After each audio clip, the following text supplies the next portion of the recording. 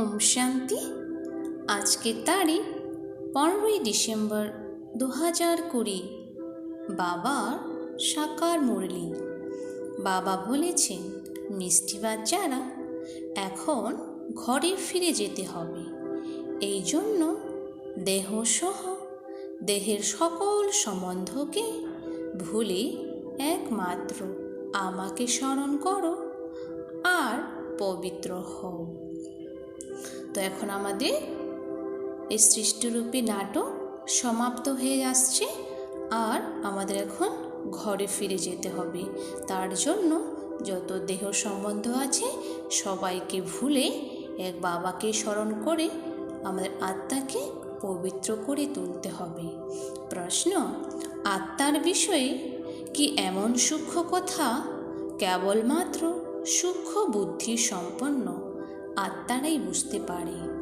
উত্তর: আত্মার উপর সূচের মতো ধীরে ধীরে জং মরিচা লাগতে থাকে। বাবার স্মরণে থাকলে সেই জং সরে যায়। যখন জং ছেড়ে যায়, অর্থাৎ আত্মা তমপ্রধান থেকে শতপ্রধান হয়, তখন বাবার আকর্ষণে বাবার সাথে বাড়ি ফিরে যেতে পারে।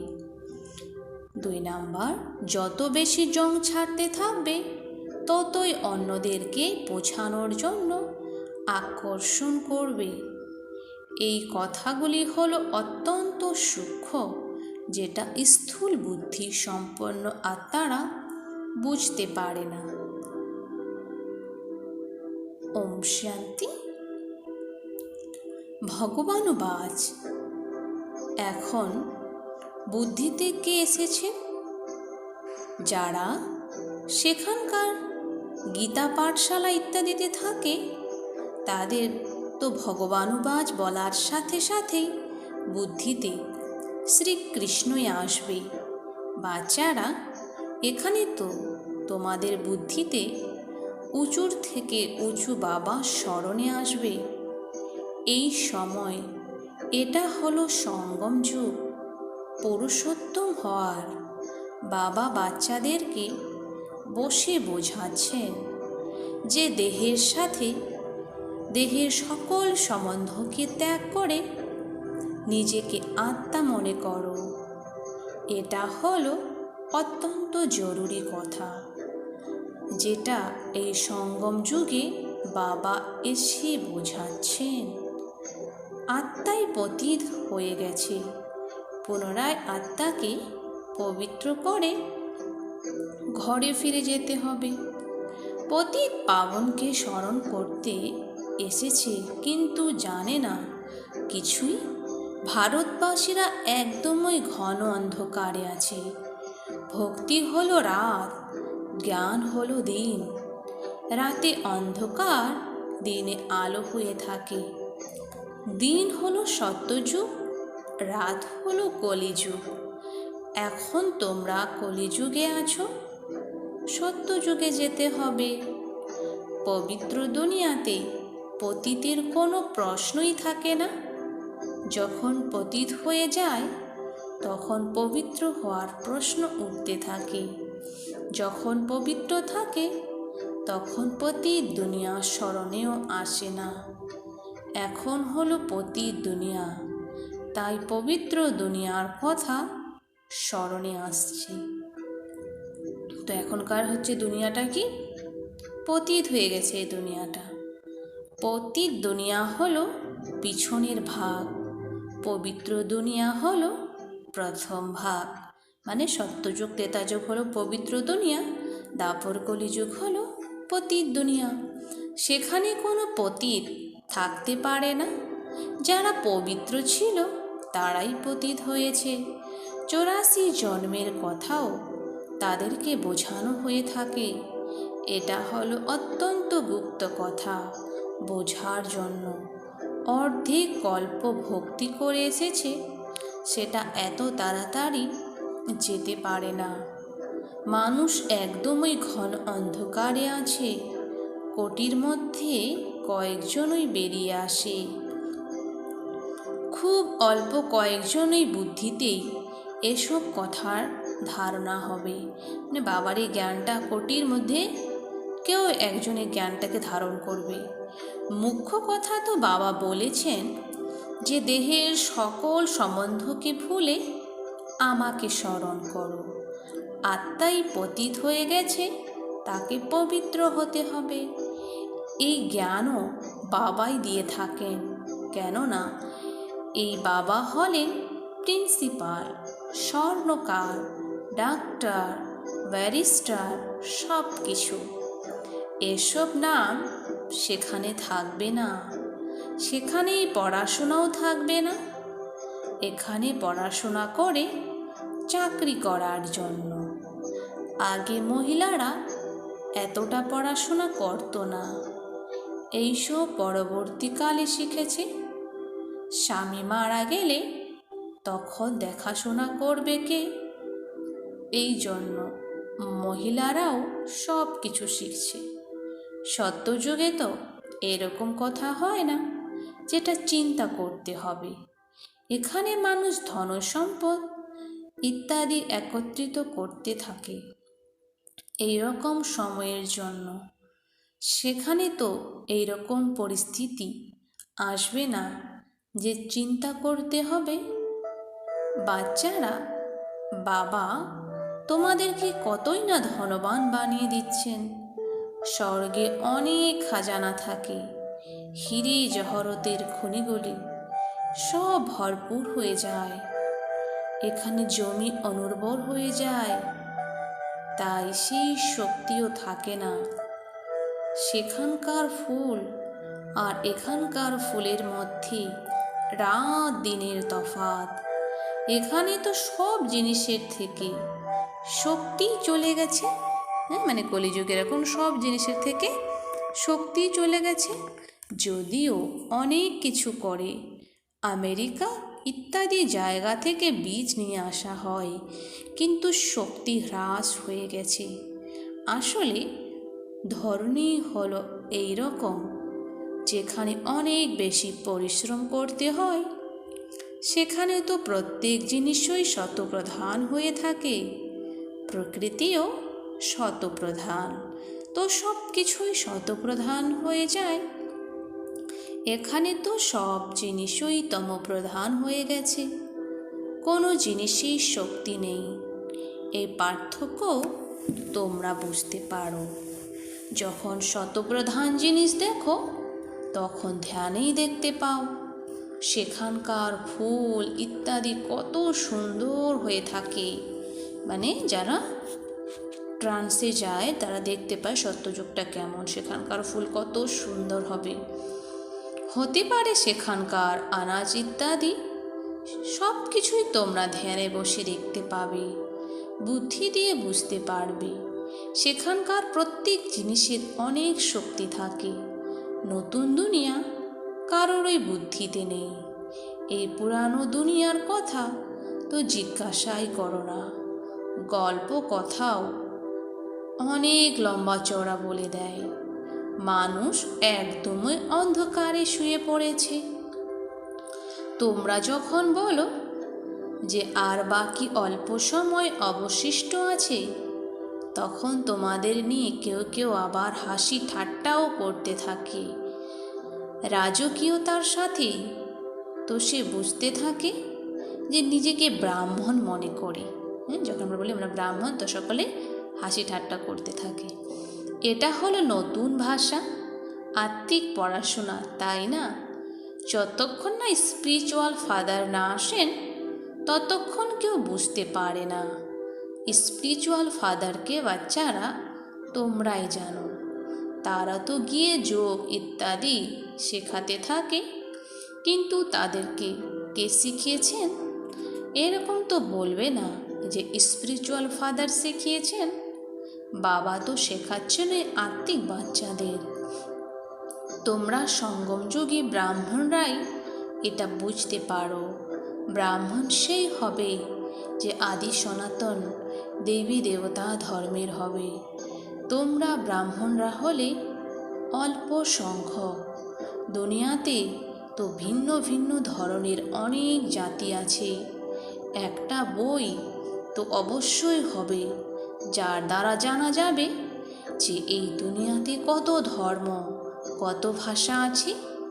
তোমরা জানো যে এসব কিছুই থাকবে না, কারণ সত্যযুগে এত ভাষা, এত ধর্ম কিছুই থাকবে না। সত্যযুগে তো এক ধর্ম, এক ভাষাই ছিল। সৃষ্টি চক্রকে তোমরা জেনেছ, তো ভাষাকেও জানতে পারবে যে এইসব থাকবে না। এত সবাই শান্তিধামে চলে যাবে।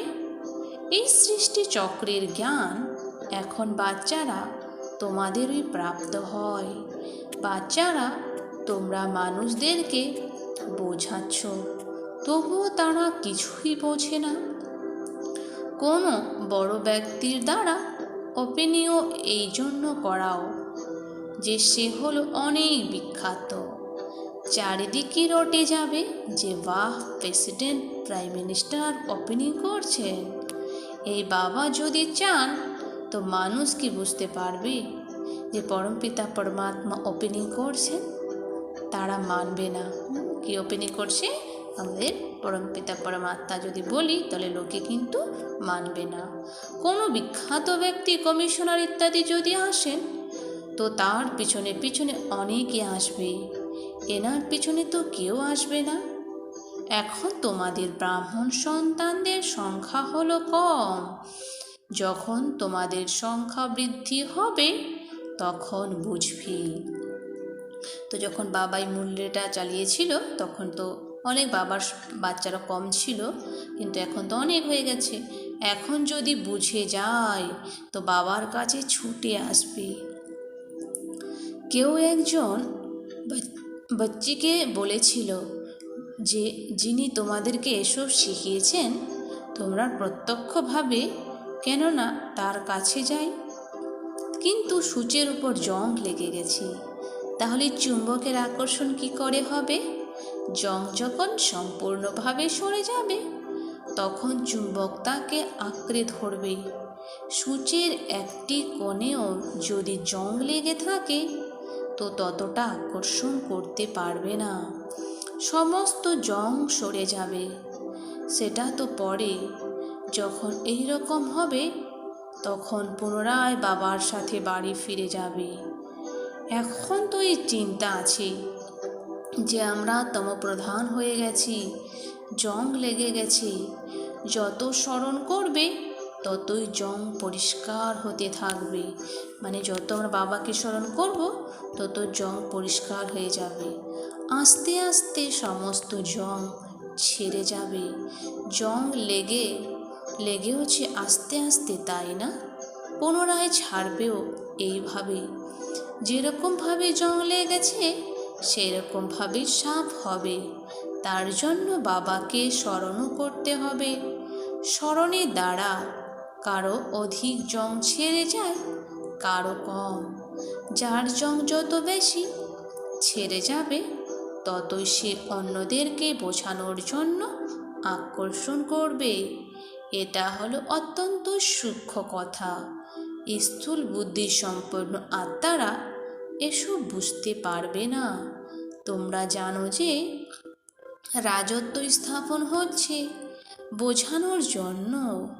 দিন প্রতিদিন যুক্তি বের হতে থাকছে। আগে কি জানা ছিল যে প্রদর্শনী, মিউজিয়াম ইত্যাদি তৈরি হবে? পরবর্তীকালে হতে পারে আরও কিছু বেরোবে। এখনও সময় হাতে আছে, স্থাপনা হবে। হার্ট ফেলও হয়ে যেও না। কর্মেন্দ্রগুলিকে বশ করতে না পারলে তো ভেঙে পড়ে। বিকারে গেলে তো পুনরায় সূচের উপর অনেক জং লেগে যাবে। বিকারের দ্বারা অধিক বেশি জং লাগতে থাকে। সত্যযুগ, ত্রেতাতে একদমই অল্প, পুনরায় অর্ধেক কল্পে তাড়াতাড়ি জং লাগতে থাকে, নিচের দিকে নামতে থাকে। এই জন্য নির্বিকারী আর বিকারী বলা হয়ে থাকে। নির্বিকারী হলো দেবতাদের নিদর্শন, তাই না?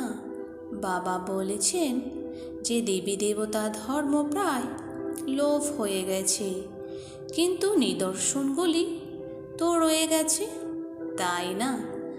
সব থেকে ভালো নিদর্শন হলো এই চিত্র। তোমরা এই লক্ষ্মীনারায়ণের চিত্র নিয়ে পরিক্রমা করতে পারো, কেননা তোমরা এটা হচ্ছ, তাই না? রাবণ রাজ্যের বিনাশ, রাম রাজ্যের স্থাপনা হচ্ছে। এই হলো রাম রাজ্য, এই হলো রাবণ রাজ্য, আর এই হলো সঙ্গম।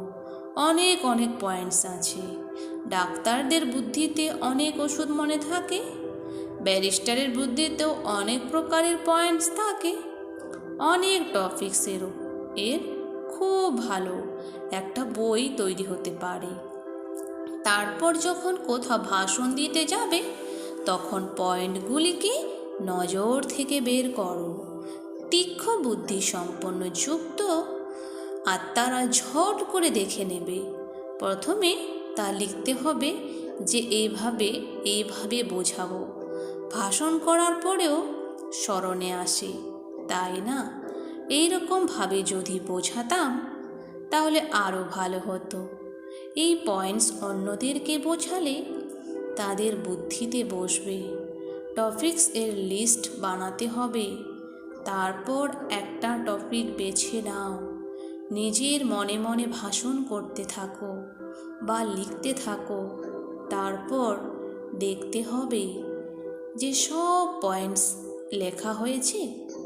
যত মাথা খাটাবে ততই ভালো। বাবা তো বোঝেন যে ইনি হলেন সব থেকে ভালো সার্জেন। এনার বুদ্ধিতে অনেক পয়েন্টস আছে। ভরপুর হয়ে গেলে তো সেবা ছাড়া মজাই আসবে না। তোমরা প্রদর্শনী করতে থাকো, কোথাও 2-4 জন বা কোথাও 6-8 জন বেরিয়ে আসে, কোথাও তো আবার একজনও বেরিয়ে আসে না। দেখেছি 1000 জন, কিন্তু বেরোলো কত অল্প। এই জন্য এখন বড় বড় চিত্র বানাতে থাকে। তোমরা সতর্ক হয়ে যাচ্ছ। বড় বড় ব্যক্তিদের কি অবস্থা সেটাও তোমরা দেখছো। বাবা বুঝিয়েছেন যে চেক করতে হবে যে কাদেরকে এই জ্ঞান দেওয়া উচিত। নারী দেখতে হবে যারা আমার ভক্ত। গীতা পাঠীদেরকে মুখ্য কথা একটাই বোঝাও যে ভগবান উঁচুর থেকেও উঁচুকেই বলা যায়। তিনি হলেন নিরাকার। কোনো দেহধারী মানুষকে ভগবান বলা যায় না। বাচ্চারা, তোমাদের এখন সব কিছু বোধগম্য হয়েছে। সন্ন্যাসীরাও ঘরের সন্ন্যাস করে পালিয়ে যায়, কোনো ব্রহ্মচারী চলে যায়। পুনরায় দ্বিতীয় জন্মেও এরকমই হয়ে থাকে। জন্ম তো অবশ্যই মাতার গর্ভ থেকেই নিয়ে থাকে। যতক্ষণ না বিবাহ না করে ততক্ষণ বন্ধনমুক্ত থাকে। এত কিছু সম্বন্ধে ইত্যাদি স্মরণে আসে না। বিবাহ করলে তো সম্বন্ধ স্মরণে আসবে, সময় লাগবে, তাড়াতাড়ি বন্ধনমুক্ত হতে পারে না। নিজের জীবন কাহিনী সম্বন্ধে তো সকলেরই জানা আছে। সন্ন্যাসীরা বোঝে যে প্রথমে আমরা গৃহস্থী ছিলাম, তারপর সন্ন্যাস করেছি। তোমাদের হলো বড় সন্ন্যাস, এই জন্য পরিশ্রম হয়। সেই সব সন্ন্যাসীরা গায়ে ছাই ভস্য লাগায়, মাথার চুল পরিত্যাগ করে, পোশাক পরিবর্তন করে। তোমাদের তো এরকম কিছু করার দরকার নেই। এখানে তো পোশাক পরিবর্তন করারও কথা নেই। তোমরা যদি সাদা শাড়ি নাও পরিধান করো তাতেও কোনো অসুবিধা নেই। এটা তো হলো বুদ্ধির জ্ঞান। আমরা হলাম আত্মা, বাবাকে স্মরণ করতে হবে, তবেই জং সরে যাবে আর আমরা শতপ্রধান হয়ে যাব। বাড়ি তো সবাইকে ফিরে যেতে হবে, কেউ যোগ বলের দ্বারা পবিত্র হয়ে যাবে, কেউ শাস্তি খেয়ে যাবে। বাচ্চারা, তোমাদের জং ছাড়ানোর জন্যই পরিশ্রম করতে হয়। আত্মার মধ্যে অনেক জং হয়ে গেছে আমাদের, সেটা ছাড়ানোর জন্য আমাদের এটাই পরিশ্রম। বাবাকে শুধু স্মরণ করতে হবে। এই জন্য একে যোগ অগ্নিও বলা হয়ে থাকে। অগ্নিতে পাপ ভস্মীভূত হয়, তোমরা পবিত্র হয়ে যাবে। কাম চিতাতেও অগ্নি বলা হয়। কাম অগ্নিতে জ্বলে পুড়ে কালো হয়ে গেছ।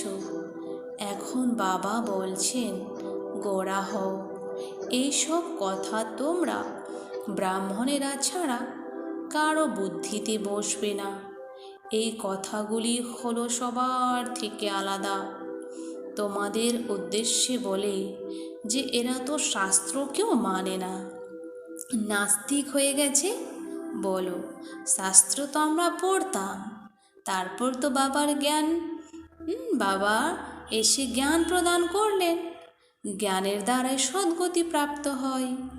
ভগবানুবাচ, বেদ উপনিষদ ইত্যাদি পড়ে দান পুণ্য করে কেউ আমাকে প্রাপ্ত করতে পারে না। গীতার মধ্যে এটা লেখা আছে, আমার দ্বারাই আমাকে প্রাপ্ত করতে পারবে। বাবা এসে আমাদেরকে যোগ্য বানাচ্ছেন। আত্মার উপর জং লেগে গেলে তখন বাবাকে আহ্বান করে বলে যে এসে পবিত্র বানাও। যে আত্মা তমপ্রধান হয়ে গেছে তাকেই শতপ্রধান হতে হয়। তমপ্রধান থেকে তম রজ শত পুনরায় শতপ্রধান হতে হয়। আর যদি মাঝপথে গণ্ডগোল হয় তবে পুনরায় জং লেগে যাবে। বাবা আমাদেরকে এত উঁচু বানাচ্ছেন, তো সেই খুশিতে থাকতে হবে, তাই না? বিদেশে যখন পড়তে যায় তখন খুশিতে, তাই না? খুশিতে যায় বলে, তাই না? এখন তোমরা অনেক বোঝদার হচ্ছ। কলিযুগে তোমরা কতখানি তমপ্রধান অবুঝ হয়ে যাও। যতই ভালোবাসো তত আরও বেশি মোকাবেলা করতে। বাচ্চারা, তোমরা বুঝতে পারছো যে আমাদের রাজধান স্থাপন হচ্ছে। যে ভালো রীতি পড়বে, স্মরণে থাকবে, যে ভালো পদ পাবে। চারা গাছ রোপণ করা ভারত থেকেই শুরু হয়। দিন দিন খবরের কাগজে আমাদের নাম খ্যাত হতে থাকবে। খবরের কাগজের প্রতিনিধিরা তো সব দিকে যায়। সেই প্রতিনিধিদেরকে যদি দেখো তো দেখবে তারা কখনো ভালো খবর ছাপায় তো কখনো খারাপ। কেননা তারাও শোনা কথা অনুসারে চলে, তাই না? যে যেটা শোনায় সেটাই তারা ছাপিয়ে দেয়। শোনার কথার পরিপ্রেক্ষিতে তারা চলতে থাকে। একে পরমত বলা হয়। পরমত আসরিক মত হয়ে যায়। বাবাই হলো শ্রীমত।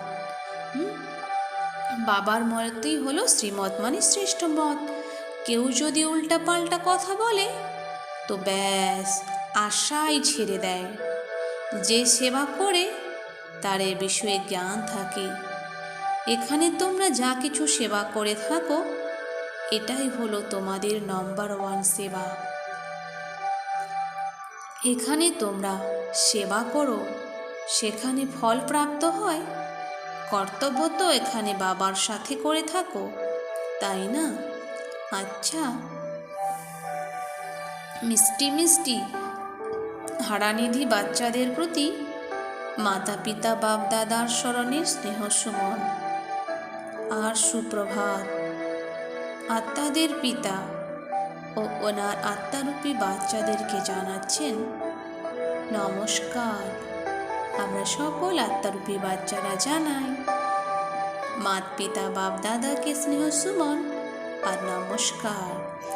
ধারণার জন্য মুখ্য সার। 1 নম্বর পয়েন্ট, আত্মারূপী সূচের ওপর জং লেগে গেছে। যোগ বলের দ্বারা তাকে সরিয়ে শতপ্রধান হওয়ার পরিশ্রম করতে হবে। লোকের কথা শুনে কখনো পড়াশোনা ছেড়ে দিও না। মানে লোকে তো অনেক কিছু অনেক রকম বলবে, তবে পড়া ছেড়ে দিও না। 2 নাম্বার, বুদ্ধিতে জ্ঞানের পয়েন্টস দিয়ে ভরপুর করে সেবা করতে হবে। নারী দেখে জ্ঞান শোনাতে হবে। অত্যন্ত তীক্ষ্ণ বুদ্ধি সম্পন্ন হতে হবে। বরদান, আদি আর অনাদি স্বরূপের স্মৃতি দ্বারা নিজ স্বধর্মগুলোকে ধারণ করে পবিত্র আর যোগী ভব। স্পষ্টীকরণ, ব্রাহ্মণদের নিজ স্বধর্ম হল পবিত্রতা, অপবিত্রতা হল পরধর্ম। সাধারণ মানুষ যে পবিত্রতা ধারণ করতে অসমর্থ হয়ে থাকে, সেটা তোমাদের মানে বাচ্চাদের জন্য হলো অতি সহজ। কেননা স্মৃতিতে এসে গেছে যে আমাদের বাস্তবিক আত্মস্বরূপ হলো সদা পবিত্র, অনাদি স্বরূপ হলো পবিত্র আত্মা, আর আমাদের আদি স্বরূপ হলো পবিত্র দেবতা। এখানকার অন্তিম জন্ম হলো পবিত্র ব্রাহ্মণ জীবন। এই জন্য পবিত্রতাই হলো ব্রাহ্মণ জীবনের পার্সোনালিটি। যে পবিত্র সেই যোগী। তো যোগী হতে গেলে আমাদের কি হতে হবে? পবিত্র হতে হবে। আর আমাদের অনাদি স্বরূপকে, আদি স্বরূপকে স্মৃতিতে নিয়ে আসতে হবে। কি আমাদের অনাদি স্বরূপ কী ছিল? পরমধামে যখন ছিলাম তবু পবিত্র। সত্যযুগে আদি স্বরূপ আমাদের তবু পবিত্র। আর আমাদের এই অন্তিম জন্ম ব্রাহ্মণ জন্ম পবিত্র। স্লোগান, সহজ যোগী বলে অলস হয়ে যেও না, শক্তিরূপ হও। তো আমাদেরকে অলস হওয়া যাবে না, শক্তিরূপ হতে হবে। ওম শান্তি।